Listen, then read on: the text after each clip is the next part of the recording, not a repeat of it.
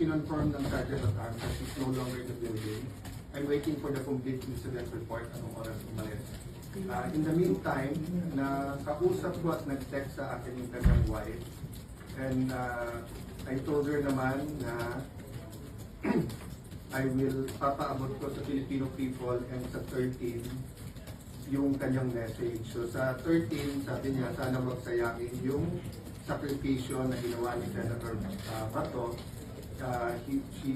She hopes that we stick together.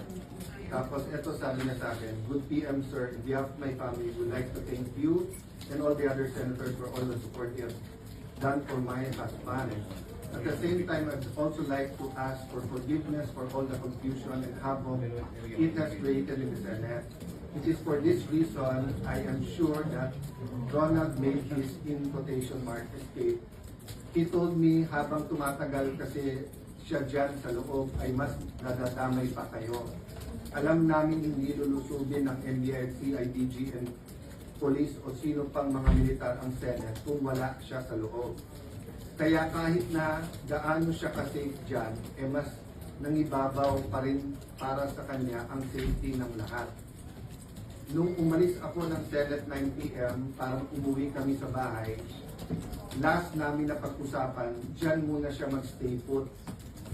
Dyan, yung stay put lang raw siya dyan sa loob kasi safer for him. Total may 72 hours PRO. Nagulat at natakot na lang kami for his safety nung narinig namin na sa labas na siya. Wala sa plano, but knowing him, I am sure he took the opportunity nung nagkaguluhan at nagkaputukan na. Pasensya na po sir, mahaba message ko, etc.